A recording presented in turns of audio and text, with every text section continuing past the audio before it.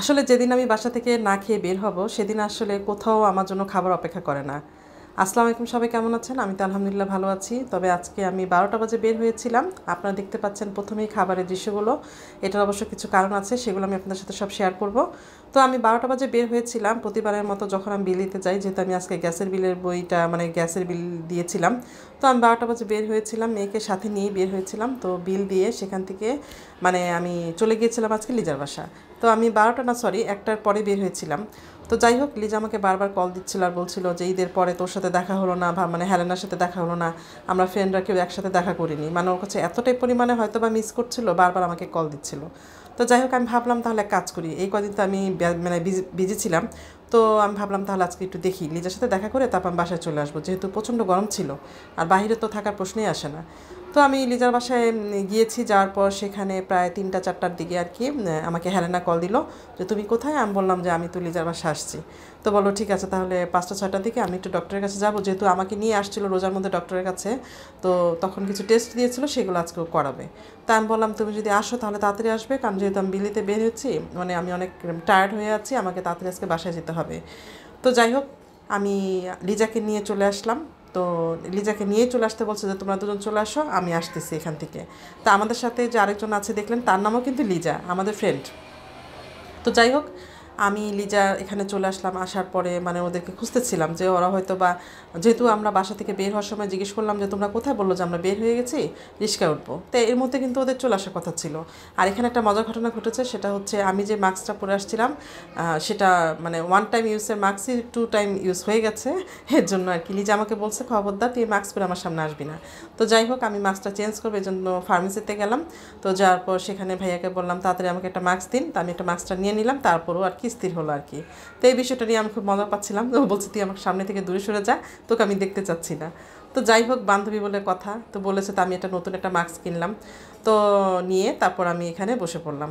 আর যাই হোক, মানে কি বলবো, মানে বান্ধবীরা আসলে একসাথে হলে ভালো লাগে, অবশ্যই ভালো লাগে। আর আমরা যেহেতু হাউস ওয়াইফ, আমরা না সংসার নিয়ে প্রচণ্ড পরিমাণে ব্যস্ত হয়ে গেছি। আর আমাদের কিন্তু একসাথে কিন্তু দেখাও হয় না, কথাও হয় না। মানে কথাও হয় না, দেখা যায় আমরা সংসারের কাজ টুকিটাকি এগুলো নিয়ে ভীষণ ব্যস্ত থাকি। তো যাই হোক, আসলে আমাদের জীবন থেকে প্রতিটা দিন, প্রতিটা ঘন্টা, সেকেন্ড, মিনিট, মানে আমাদের জীবন থেকে যেটা চলে যায় সেটা আর ফেরত আসে না। মানে সেভাবে আর কি সময়গুলোকে আমরা ভীষণভাবে মিস করি। আর ও আমাকে বলছিল যে আমি যেহেতু হেলেনার জন্য বারবার অপেক্ষা করছিলাম, আর আমার যেহেতু সময় কম ছিল, আমি এত ওয়েট করতে পারবো না। তো আমার কাছে আমি কিছুক্ষণের জন্য একটু রাগ হয়ে গিয়েছিলাম। তো আমাকে হাসানোর অনেক চেষ্টা করছিল, তোকে আমি বলছিলাম তোকে মাইক দিব। মানে ও দেখছিল যে আমার মোটা অফ হয়ে যাচ্ছে, আর যেহেতু আমি বাসা থেকে খাবার খাইনি। আর আমি, আপনারা বলবেন যে লিজা ফ্রেন্ডের বাসায় গিয়েছি কেন খাইনি, আসলে একটু বলবো আপনাদের কাছে, সবই বলবো। আর এর মধ্যেও আমাকে বলছিল যে তুই আগের চেয়ে অনেক শুকিয়ে গেছিস, কেমন যেন মলিন হয়ে গেছে। তা আমি একটু দেখছিলাম আমাকে, আসলে কি আমি মলিন হয়ে গেছি, আপনারা কমেন্টে বলবেন। আর অবশ্য রোজার মাস, আর রোজার মাসে তো আমাদের প্রচুর পরিমাণে পরিশ্রম করতে হয়, আমাদের মানে কাজ অনেক বেড়ে যায়। আর আবার আমরা একটা মাস রোজা থাকি, অবশ্যই আমাদের ফেসের মধ্যে ক্লান্ত ভাবটা চলে আসে। তবে ইনশাল্লাহ এটা ঈদের দিন আর কি কভার হয়ে যায়। তো যাই হোক, আমি ওর বাসায় খাইনি কেন সে কারণটা বলছি, কারণ আমি ইদানিং বর্তমানে ঝোলের তরকারি খেতে পারছি না। আরও যে মাছের তরকারিটা রান্না করেছিল সেটা ঝোলের ছিল, আমি এই জন্য খেতে পারিনি। এখন একমাত্র ডিম ভাজা, বেগুন ভাজা, ভর্তা, এগুলো ছাড়া আমি ভাত খেতে পারছি না। আমি কেন পারছি না সেটা অবশ্য আমি বুঝতে পারি না। আর এদিকে আমি ওদের অপেক্ষার জন্য আবার আমি হসপিটাল থেকে বের হয়ে ওদের জন্য অপেক্ষা করছিলাম। বাইরে এসে দেখলাম যে ওরা আসছে কি না, দেখি যে না, এখনও আসেনি। তা আমার ভিতরে এত রাগ হচ্ছিল বলার মতো না। অনেকক্ষণ অপেক্ষার পরে দেখছি ম্যাডাম দুজন আসছে আর কি, দেখে তো মানে আমি ওদের দিকে তাকিয়েছিলাম কিছুক্ষণ। তো একজন তো রিক্সা থেকে নেমেই সাথে সাথে আমাকে সরি বললো, যে সরি সরি সোনাটা কি দেরি হয়ে গেছে। হ্যাঁ, তা আমি ওকে তো আর কিছু বললাম না, ওকে বলা যায়, ওকে আর কিছু বললাম না। তো যাই হোক, ম্যাডাম নামছে। তো নামার পর আমি দূর থেকে ওনাকে ফলো করছিলাম, দেখছি যে উনি কী করতে পারে আমার কাছে এসে। তো যাই হোক, উনি সরাসরি আমার কাছে চলে আসছে, আসার পর আমাকে বলতেছিল সরি ডিয়ার, মানে দেরি হয়ে গেল এর জন্য। তো আমি এখানে কিন্তু একটা মজার বিষয় হচ্ছে, এখানে কিন্তু লিজা আছে দুজন। একজন দেখতে পাচ্ছেন আপনারা হলুদ ওড়না, আরেকজন দেখতে পাচ্ছেন, আপনারা তো আমার লিজাকে চিনেনি। এখানে যে ওড়না মানে কি বলে, এখানে ওড়না গায়ে দেওয়া আছে যেটা, সেটা হচ্ছে লিজা, আর যে হিজাব করা আছে সে হচ্ছে আরেকটা লিজা। দুজনে কিন্তু লিজা। তো তো যাই হোক, আর এখানে হেলেনাকে আপনারা সবাই চিনেন। তো আমরা 4 বান্ধবী একসাথে হয়েছি এবং মজার একটা মুহূর্ত কাটিয়েছি, সময় কাটিয়েছি মনে রাখার মতো।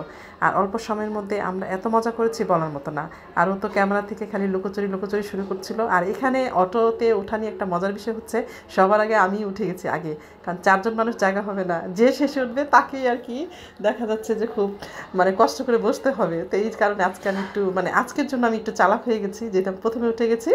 তো যাই হোক, আমরা উঠে গেলাম। উঠে যাওয়ার পর 4 বান্ধবী মিলে ভীষণ ভীষণ ভীষণ মজা করলাম আজকে, অনেক ভালো লেগেছে। আর ইচ্ছে করছিল যে আরেকটু যদি থাকতে পারতাম ভালো লাগতো, যেহেতু সময় আমার হাতে খুব কম ছিল। তো যাই হোক, আমরা 4 জন বান্ধবী মিলে হাসতে হাসতে গল্প করতে করতে মানে কি বলে এটাকে, সময়টা কিভাবে মানে পার হয়ে গেল আসলে বুঝতে পারলাম না। তখনও আমরা জানি না কিন্তু আসলে যে আমরা কোথায় যাচ্ছি। তো আমাকে হেলেনা বারবার জিজ্ঞেস করছে, বলো কোথায় যাব মানে খাওয়ার জন্য। তো আমি বললাম যে আমি কিছু জানি না, তোমাদের যেখানে ইচ্ছা। তো এর মধ্যে আবার আমার বান্ধবী লিজা বলল যে এক কাজ করো, তাহলে ওর আবার দই ফুচকা পছন্দ, তো বললো চলো দই ফুচকা খাবো, ওখানে যাবে। তো আমি ওখানে যেতে চাইনি অবশ্য, কারণ ওই জায়গাটা আমার ভালো লাগে না। আর লিজাকে আমি বারবার বলছিলাম যে সেখানে আমি যাব না। তো ও বলতেছে যে না সমস্যা নাই, চল, এখন এত গ্যাঞ্জাম ট্যাঞ্জাম নাই, আমরা ফ্রিভাবে খেতে পারবো। তা আমরা ভাবলাম তো ঠিক আছে, মানে জায়গাটা ভালো, কিন্তু আমার মানে কেন যেন ওখানটায় আমার যেতে ভালো লাগে না আর কি। তো যাই হোক, ওখানে গেলাম। ওখানে যেতে যেতে যেতে মানে কোথায় যাব তখনও ভাবছি আসলে কোথায় যাব, মানে আসলে কি সেখানে যাব। তো যাই হোক, আমি একটু মানে স্থিরভাবে ছিলাম আর কি, যে ঠিক আছে তাহলে যাই, কি করব আর। আর যেহেতু আমি দুপুরে মানে ভাত খাইনি, দুপুরে খাইনি, সকালে খেয়েছিলাম, আমি অল্প করে রুটি খেয়েছিলাম, 2টো রুটি খেয়েছিলাম, আর এই পর্যন্ত আমি খাইনি। ও হ্যাঁ, লিজার পাশে আমি একটু লাচ্ছা সেমাই খেয়েছিলাম, এছাড়া আর কিছু খাইনি। তো যাই হোক, আমি পানিটাও মানে খেয়েছি, পানি খেয়েছিলাম প্রচুর, যেহেতু গরম ছিল। তো আমরা গল্প করতে করতে চলে আসছি আমাদের গন্তব্যস্থলে। তা আসার পরে অবশ্য হেলেনা চিনতে পারিনি যে এটা কোথায়। তো তখনও জিজ্ঞেস করছিল যে আমরা কোন দিক দিয়ে যাব বা কোথায়। আমি তো বললাম যে এখানেই তো চলে আসছি, আসো। তো যাই হোক, আমরা হোটেলটা আপনার রেস্টুরেন্ট বলি। তো যাই হোক, আমরা দই ফুচকার ভিতরে ঢুকে গেলাম। ওখানে যেয়ে দেখি যে ওখানে কোনো সিট আসলে খালি নেই, লোকজন ভর্তি ছিল। তো এখন আমি মানে চিন্তা পড়ে গেলাম আসলে কোথায় বসবো। তো এক মানে ভাইয়াকে জিজ্ঞেস করা হলো ওখানে যে কোথায় বসবো, তো উনি আমাদেরকে একটু সিট মানে খালি করে দিল, ব্যবস্থা করে দিল। তো আমরা পিছনে গিয়ে বসলাম আর কি, পিছনে বলতে ওই সিটে ঘুরিয়ে তা আমাদের একটা সিট করে দেওয়া হলো, 4টা সিট লাগবে আমাদের। তো আমাদের বসার ব্যবস্থা করে দিল ভাইয়া। তো আমরা সেখানে গিয়ে বসলাম। তো লিজা আগে গিয়ে বসে নিল, আমি ওর পাশে গিয়ে বসলাম। তো আমরা 4 জন বসলাম এখানে, 2 লিজা, আমি আর হেলেনা, 4 জন মিলে বসলাম। তো বসার পরে যেটা হয়েছে, আমাকে হেলেনাও বলছিল যে কী খাবে, বা আমি বলতেছিলাম যে না আমি কিছুই খাবো না, যেহেতু আমার ফালুদা আমার পছন্দ। আমি চাউমিন বা আমি কি বলে এটাকে দই ফুচকা বা ফুচকা বা চটপটি এগুলো আমার বেশি মানে পছন্দ না। আপনারা হয়তো অবাক হবেন যে মেয়ে মানুষের আবার চটপটি ফুচকা পছন্দ না। হ্যাঁ, আমার চটপটি ফুচকা, তারপরে কি বলে চাউমিন, এগুলো আমার ভালো লাগে না, তেমন একটা ভালো লাগে না। চাউমিনটা আগে ভালো লাগতো, কিন্তু এখন আর ভালো লাগে না। আর ফালুদাটা আমার ভালো লাগে। তো এখন আমি চিন্তা করলাম ওরা সবাই চাউমিন খাবে, তো আমি আবার এখানে ফালুদা খাবো, কেমন বেমানান লাগবে। তো আমি বললাম যে না আমি আসলে কিছুই খাবো না, আর আমার ইচ্ছে ছিল যে আমি বাসায় এসে ভাত খাবো।